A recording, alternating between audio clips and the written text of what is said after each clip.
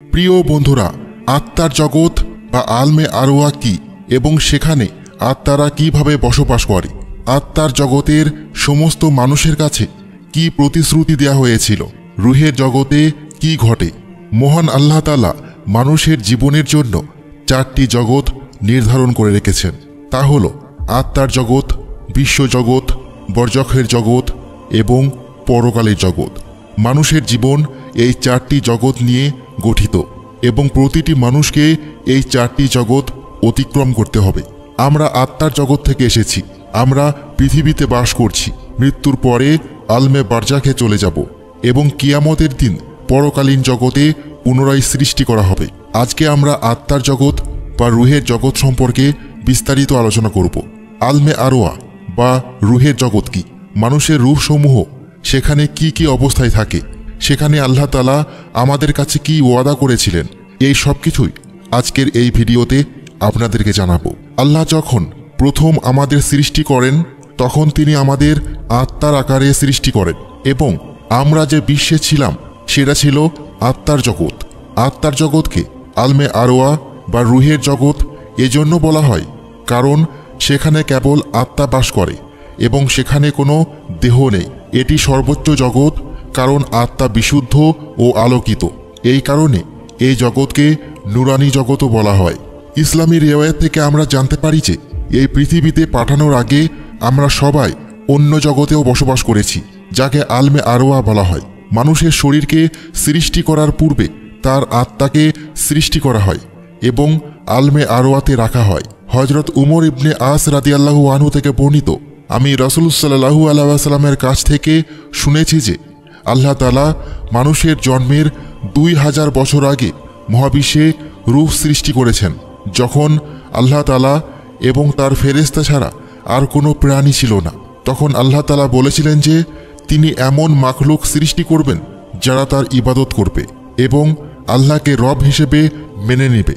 আল্লাহ তাআলা আলমে আরওয়াহ বা রুহের জগৎ সৃষ্টি করেন এবং সমস্ত মানুষের রূহকে সৃষ্টি করে আলমে আরওয়াতে রাখেন।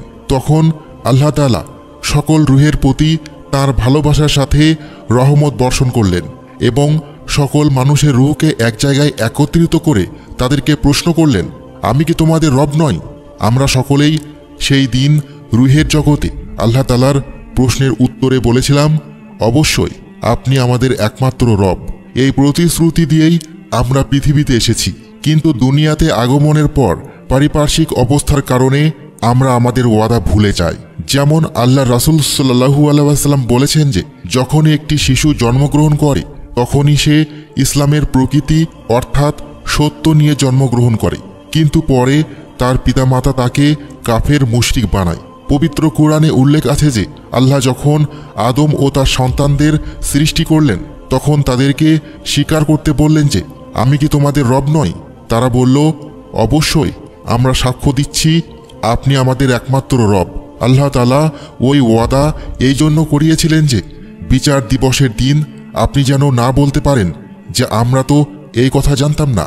এরপর মহান আল্লাহ তাআলা ঘোষণা করলেন যে তোমাদের কেউ যদি দুনিয়া ও পার্থিব মর্যাদা চায় তবে আমি তাকে তাই দেব, আর তোমাদের কেউ যদি জান্নাত চায় আমি তাকে তাই দেব, আর তোমাদের কেউ যদি আমার নফস অর্থাৎ আমার পরিচয় চাই তাহলে আমি তাকেও তা দেব। সকল মাখলুককে সৃষ্টি করার পর আল্লাহ তাদের সকল রেকর্ড লাহে মাহফুজে সংরক্ষিত রেখেছেন। সকল মানুষ আত্মার জগতে থেকে অপেক্ষা করে এবং নির্দিষ্ট সময়ে তাকে দ্বিতীয় জগৎ অর্থাৎ দুনিয়ার জীবনে পাঠানো হয়। এই পৃথিবীতে আসার পর যেহেতু আমাদের চিন্তা ও বুদ্ধি সীমিত, তাই আমাদের রুহের জগতের জীবন মনে থাকে না। তাই আমাদের সাথে যা ঘটেছিল তা আমরা ভুলে গেছি, আমাদের কৃত ওয়াদাও আমরা ভুলে যাই। তাই আল্লাহ তাআলা যুগে যুগে পৃথিবীতে নবী রাসূলদেরকে প্রেরণ করেছেন যাতে তারা বারবার আমাদেরকে আমাদের ওয়াদার কথা স্মরণ করিয়ে দিতে পারে, সঠিক পথ দেখাতে পারে।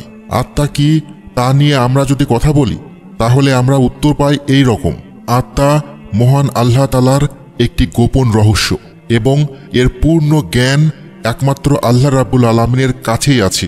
যখন একবার ইহুদিরা আল্লাহর রাসূলের কাছে জিজ্ঞাসা করল রূহ কি, তখন আল্লাহ তাআলা এই আয়াত নাজিল করেন, আল্লাহ তাআলা বলেন, এই লোকেরা আপনাকে জিজ্ঞাসা করে রূহ কি?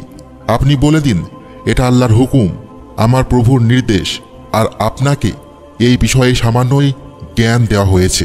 পৃথিবীতে পাঠানোর পর আত্মা তার নির্ধারিত জীবনের চেয়ে এক মুহূর্ত বেশি ব্যয় করতে পারে না। পৃথিবী মানব জীবনের দ্বিতীয় গন্তব্য। এটাই দারুল আমল, অর্থাৎ কর্ম সম্পাদনের জায়গা। এই জগতের সম্পাদিত কর্মের উপর নির্ভর করে আমাদের পরবর্তী কোন জায়গাতে পাঠানো হবে। অর্থাৎ আলমে আরওয়া বা রুহের জগৎ হল ওয়েটিং রুম, যেখানে আত্মাসমূহ দুনিয়াতে আসার পূর্বে অপেক্ষা করে। দুনিয়াতে নিজের কর্ম সম্পাদনের পর পুনরায় আলমে বরজাখে চলে যায়। আলমে বরজাখ সেটাও আরেকটি ওয়েটিং রুম, যেখানে সমস্ত রূহ কিয়ামতের দিনের অপেক্ষা করে। কিয়ামতের দিন সমস্ত হিসাব কিতাবের পর জাহান্নামীরা মহান আল্লাহ রাব্বুল আলামিনের কাছে কান্নাকাটি করবে। আল্লাহ তাআলা বলেন, তারা বলবে, হে আমাদের রব, প্রকৃতই তুমি আমাদেরকে দুবার মৃত্যু দিয়েছ এবং দুবার জীবন দান করেছ। এখন আমরা অপরাধ স্বীকার করছি। এখন এখান থেকে বের হওয়ার কোনো উপায় আছে কি? সূরা আল মুমিন আয়াত নম্বর 11। এই আয়াতে দুটি মৃত্যুর কথা বলা হয়েছে, যার মধ্যে একটি রুহের জগতে আল্লাহ তাআলা ওয়াদা গ্রহণ করার পর সমস্ত আত্মার একবার মৃত্যু হয় এবং দুনিয়াতে আগমনের জন্য অপেক্ষা করে, এবং অন্যটি হল পৃথিবীতে আগমনের পর বস্তুগত জীবন অতিবাহিত করার পরে মৃত্যু। এটি একটি বস্তুগত দেহের আকারে। এই দেহটি মূলত আত্মার খাঁচা।